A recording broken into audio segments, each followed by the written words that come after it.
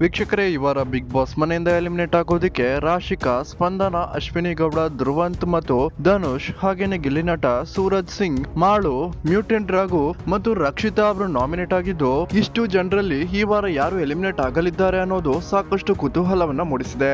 ಆದ್ರೆ ವೀಕ್ಷಕರೇ, ಈ ವಾರ ಬಿಗ್ ಬಾಸ್ ಮನೆಯಿಂದ ಯಾರು ಎಲಿಮಿನೇಟ್ ಆಗ್ತಾರೆ ಅವರನ್ನ ನಟ ಕಿಚ್ಚ ಸುದೀಪ್ ಅವರು ಎಲಿಮಿನೇಟ್ ಮಾಡ್ತಿಲ್ಲ. ಸೊ ಈ ವಾರ ಬಿಗ್ ಬಾಸ್ ಮನೆಯಿಂದ ಎಲಿಮಿನೇಟ್ ಆದ್ರೂ ಅವರನ್ನ ಎಲಿಮಿನೇಟ್ ಮಾಡೋದಿಕ್ಕೆ ನಟ ಕಿಚ್ಚ ಸುದೀಪ್ ಅವರ ಬದಲು ಬೇರೊಬ್ಬ ನಟ ಅಥವಾ ಬೇರೊಬ್ಬ ಸೆಲೆಬ್ರಿಟಿ ಬರ್ತಾರೆ. ಆದ್ರೆ ಈ ವಾರ ನಟ ಕಿಚ್ಚ ಸುದೀಪ್ ಬಿಗ್ ಬಾಸ್ ಮನೆಗೆ ಬರೋದಿಲ್ಲ ಅನ್ನೋದು 100% ಪಕ್ಕಾ ಮಾಹಿತಿ ಆಗಿದೆ. ಯಾಕಂದ್ರೆ ನಟ ಕಿಚ್ಚ ಸುದೀಪ್ ಇದೇ 25ರಂದು ರಿಲೀಸ್ ಆಗ್ತಿರುವ ಮಾರ್ಕ್ ಸಿನಿಮಾದ ಪ್ರಚಾರ ಮತ್ತು ಫ್ಯಾನ್ಸ್ ಗಳ ಭೇಟಿಯಲ್ಲಿ ಬ್ಯುಸಿಯಾಗಲಿದ್ದು, ಈ ವಾರ ನಟ ಕಿಚ್ಚ ಸುದೀಪ್ ಬಿಗ್ ಬಾಸ್ ಮನೆಗೆ ಬರ್ತಿಲ್ಲ.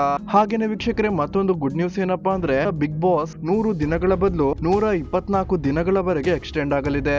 ಸೊ ನಟ ಕಿಚ್ಚ ಸುದೀಪ್ ಈ ವಾರ ಬಂದಿಲ್ಲ ಅಂದ್ರೂ 4 ವಾರ ನಾವು ಕಿಚ್ಚ ಸುದೀಪ್ ಅವರನ್ನ ಬಿಗ್ ಬಾಸ್ ಮನೆಯಲ್ಲಿ ಎಕ್ಸ್ಟ್ರಾ ನೋಡಬಹುದು ಅಂತಾನೆ ಹೇಳ್ಬೋದಾಗಿದೆ.